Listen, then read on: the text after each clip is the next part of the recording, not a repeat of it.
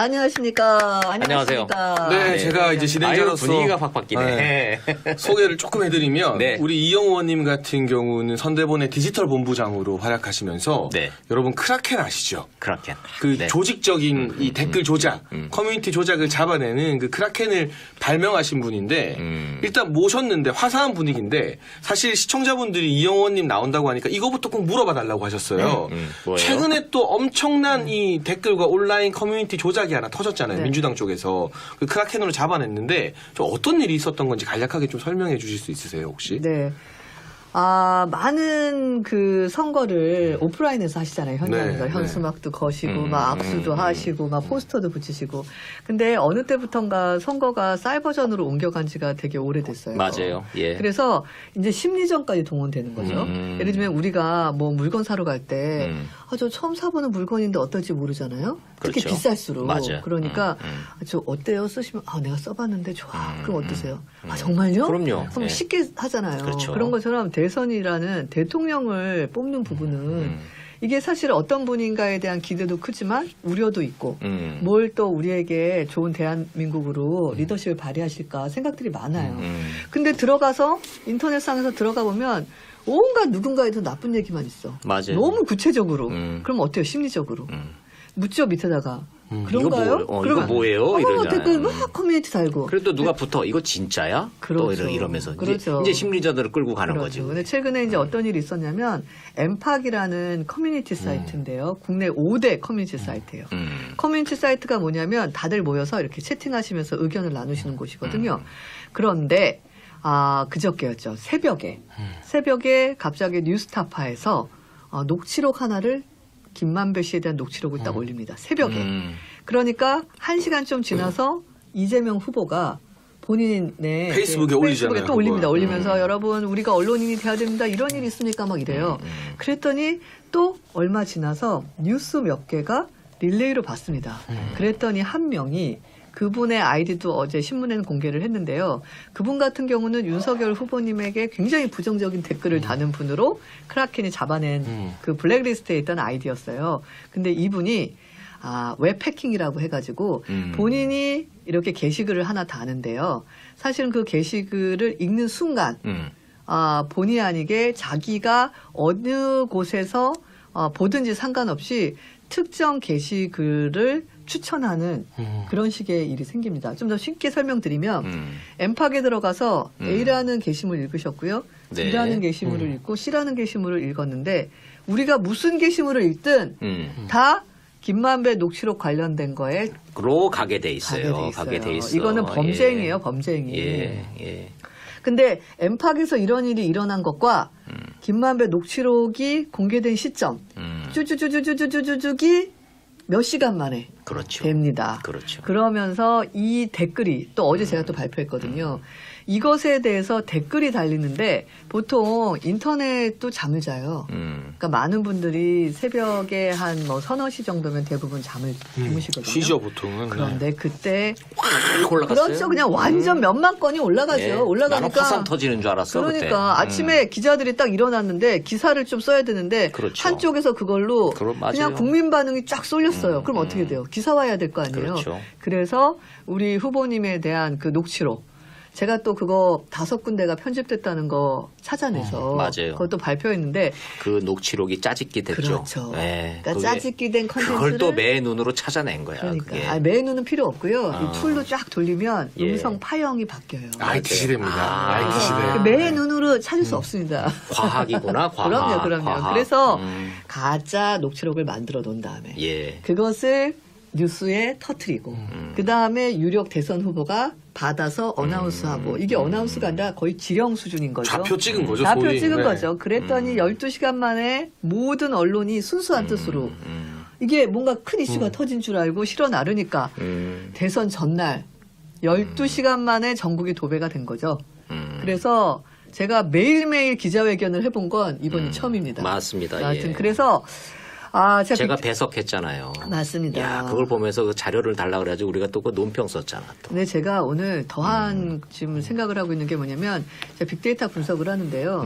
많은 분들이 저한테 물어보세요. 이번 대선 누가 이겨요? 누가 이겨요? 했는데 제가 뭐라 그랬냐면 이번 대선은 더 이상 빅데이터를 볼 수 없는 게 민주당의 사이버전이 너무 심각해서 얼마나 오염됐는지 모르겠습니다라고 했어요. 네. 그런데 그게 정말 증거라도 되듯 오늘부터 보시면 빅데이터들이 우리께 거의 수직으로 올라가요. 그러니까 예. 멈췄다는 얘기죠. 민주당 작업이 멈췄다는 거죠. 작업이 그리고 저는 이렇게까지 저는 빅데이터를 길게 봤을 때 그래프가 이렇게 수직 상승하는 거 저 2년 만에 처음 봅니다. 맞습니다. 그래서 야, 이 엠팍에서 걸린 웹해킹 수준을 떠나서 곳곳에 작업이 돼 있었다라는 합리적 의심을 하고 있고요. 저희 정권 바뀌면 사이버 수사대 제대로 의뢰해서 아예 근절을 시켜야 되지 않을까라는 생각하고 있습니다. 지금 이영 의원님 말씀에 조금 보태면 이게 국민의힘의 일방적 주장이 아니라 언론 보도로 나온 것 중에 민주당에서 2만 2천 명에게 지령을 내리는 단체 텔레그램 방이 있었는데 그게 보도가 되니까 그 방이 폭파되었다라는 뉴스가 하루 전에 나왔거든요. 하루 이틀 전에. 그러니까 그 정도로 조직적으로 광범위하게 작업을 하고 있었던 것 이걸 우리가 생체 드루킹이라 부르잖아요. 그러니까 이 생체 드루킹 작업도 있었고 또 그 이재명 후보가 공유한 말도 안 되는 짜집기 조작 녹취록 기사 같은 경우는 새벽 2시인가 나오는데 그 새벽 2시에 기사가 올라오자마자 갑자기 추천수랑 댓글이 막 몇천 개, 만 개가 막 달려요. 이게 정상적으로 그 시간대에 그보다 훨씬 더 중요한 뉴스가 터져도 가능한 수치가 아니거든요.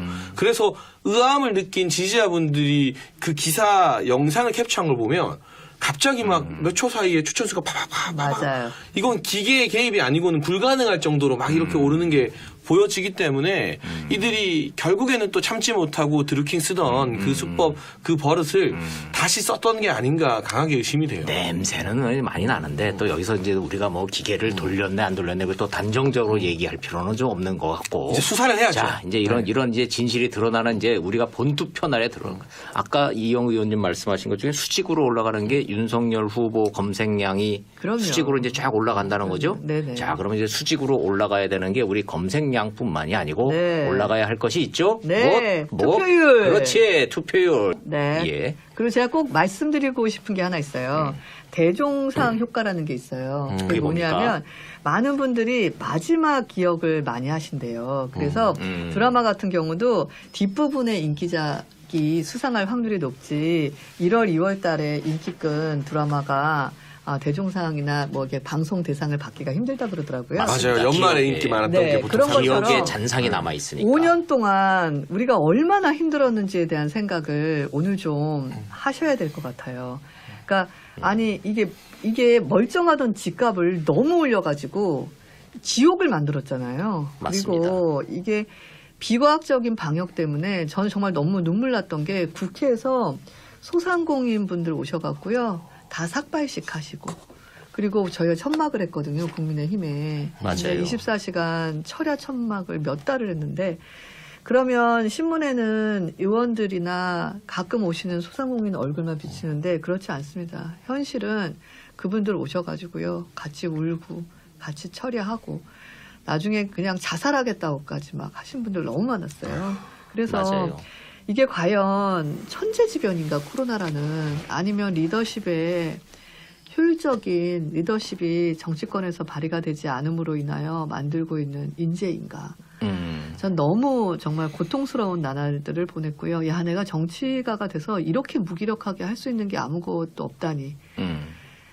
근데 1월 달에 보도 듣도 못한 추경을 하더니 갑자기 방역지원금을 소상공인한테 풀었잖아요. 그러면 그나마도 다행인데 저 정말 이런 말 해도 됐나요? 저 욕 나왔어요. 2년 동안 피 끓게 행안위에서 그게 집행권이 있어요. 정말 할 수 있는 건 제가 다 해봤던 것 같아요. 그런데 그놈은 전국민 재난지원금을 2년 내내 떠들었잖아요. 제가 행안위 장관님한테 장관님 이거 20몇만 원 받으셔서 뭐 하실 거예요? 이 돈 필요하십니까? 제가 그랬거든요. 그러니까 뭐라 그럴까요? 참 고통스러운 나날인데 전 이게 인재가 80%라고 생각합니다. 코로나도 그렇고 집값도 그렇고 그냥 무능한 정치 집단이 대한민국 국민 전체를 얼마나 힘들게 만들 수 있는지를 저는 국회에서 똑똑히 봤거든요.